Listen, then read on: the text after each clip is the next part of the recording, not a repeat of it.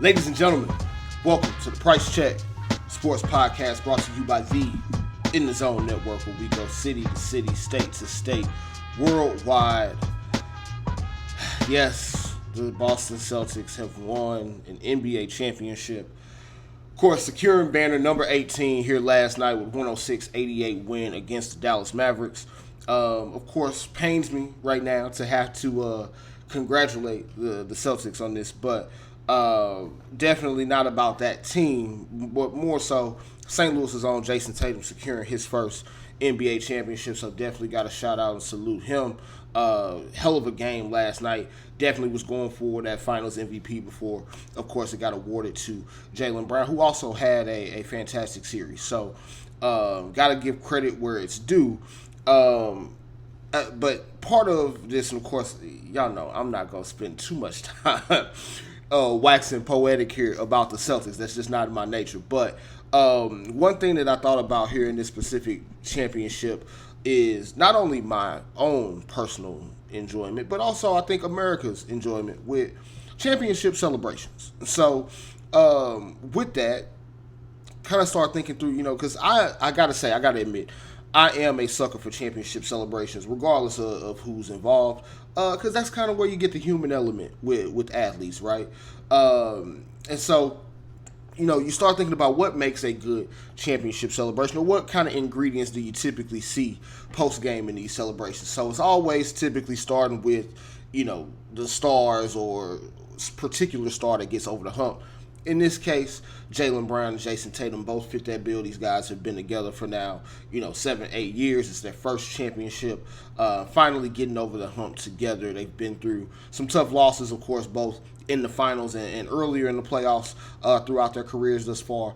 But finally getting that taste of what it means to be a champion, right? So you got your stars that are getting over the hump. Next ingredient for a good championship celebration. It's always the older vet that's getting his ring for the first time or winning a championship for the first time. This particular one, of course, is Al Horford for the Celtics. Of course, year 17 for him, winning his first championship, has been around the world and back when it comes to just the emotions that come with hard losses and obstacles that you have to overcome throughout an NBA career. Al Horford has definitely seen it all. And then, of course, third ingredient that you have to have is always that quote-unquote missing piece, or the veteran that's a former champion, former all-star that you need to bring in to kind of provide veteran leadership, provide, another voice in the locker room. And, of course, on this team would be Jrue Holiday. We all know kind of how his route happened in terms of him getting to Boston, traded from Milwaukee to Portland initially to bring in Damian Lillard to the Bucks, and then, of course, Portland rerouting him to Boston, and that pretty much putting the lock on the championship for them. And then lastly, you always have that one fan favorite guy or the beloved teammate, as they typically refer to him. And after he got his teeth knocked out, that was absolutely without question Derek White last night. It's always the Celtics, man, getting their faces put into the floor. But Derek White came up bloody, was missing a tooth last night. But ultimately, of course, one of the big pieces or big reasons why they won a championship. And so, of course, again, we're not gonna wax poetic too long and give too much praise here, but we do have to give credit where it's due. Celtics are your NBA champions, and I would just like to note, please keep in mind that last 3 times the Boston Celtics have won championships: 1984, 1986, 2008. Those championship seasons were immediately followed by Lakers championships. Just keep that in mind. So, we're going to move on, and we have to put a bow on this NBA season here. A season that I think has shown us a lot, was great throughout the entire regular season.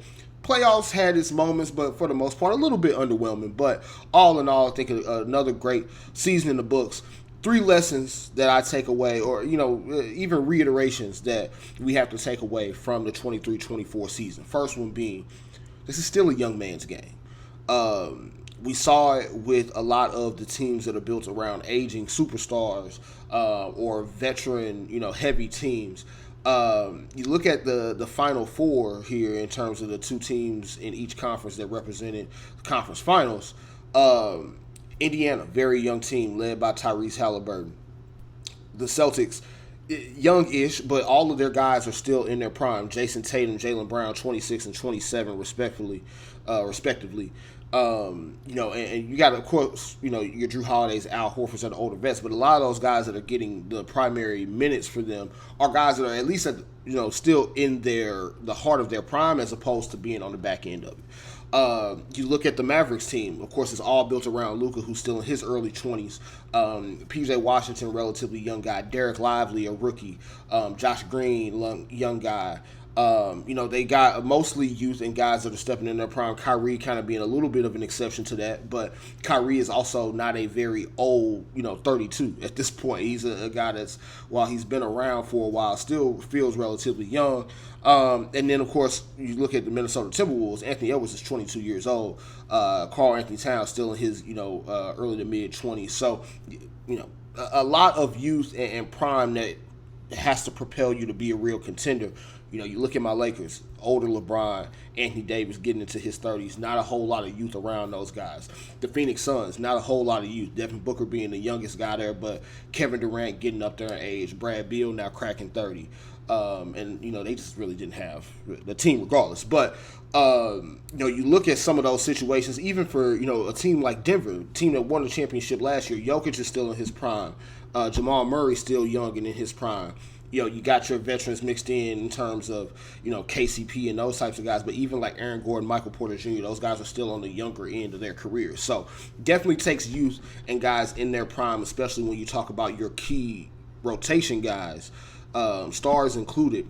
It takes some youth and some prime to be able to get you over the hump and really into title contention. So that's first takeaway from this season. Second one, believe it or not, defense still wins championships. We saw when it was all said and done, Minnesota, again, elite defense in getting over Denver. This Boston Celtics team, elite defense throughout the entire playoffs, regardless of the opponent. Mavericks, even at times, elite defense throughout the matchups that they had, especially when you think about Oklahoma City series as well as the Minnesota series. They made it tough on the stars of those teams and really kind of took their role guys out of it. Indiana, notwithstanding, they weren't, a great defensive team, but I think for the most part, they also had an ability to get stops when they really, really needed it. And they were versatile defensively. So, again, looking at all the teams that are remaining in contention, everybody that, once you got second round and beyond, everybody could at the very least flip the switch and turn it on defensively for possessions at a time. And, of course, ultimately Boston, holding this Dallas Mavericks team, I think, to under 100 points in every one of the wins that they got in this series. So, last but not least, bold moves are really what are necessary to win. And the moves that I'm thinking about here, you look at this Celtics team. Everybody talked about how the Marcus Smart was the heart and soul of that team. They got him out of there. Brought in Kristaps Porzingis and Drew Holiday, and a lot of people question those moves, but at the same time, those are the moves that catapulted them from in the mix to top of the league.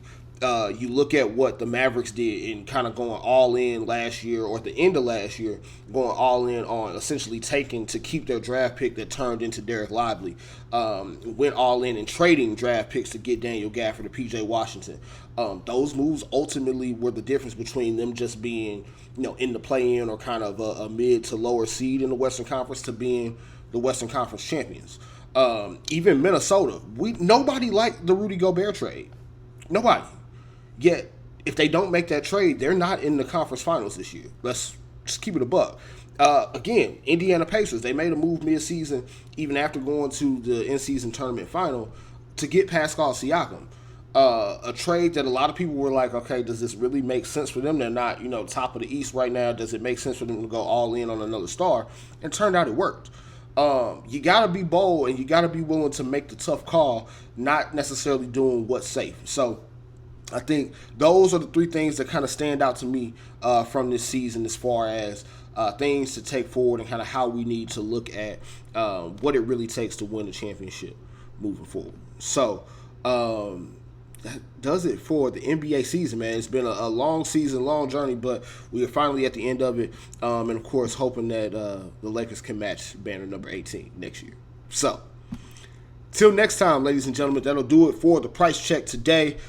Please make sure that you continue to like, share, subscribe on the channel. We'll continue throughout the summer to give you as much content as we can here. We'll continue to hit on all the happenings within the WNBA. Speaking of the WNBA, make sure to check out our interview with In the Zone Network's own Jonah Lewis. Yesterday, talked about everything from Ace's struggles to, the Lynx and Sun and Liberty taking that step up, looking like championship contenders so far. So talking about everything surrounding the WNBA. Will probably take a little bit of a break when they go to a Olympic break here later in the summer. And then, of course, we'll get right back into the swing of things when it comes to football. I don't know if I'm really going to do any baseball here. I don't think that there's really an appetite for it. But, of course, prove me wrong, folks. Prove me wrong. So, that'll do it. Till next time, I am your host, Josh Price. Check it out.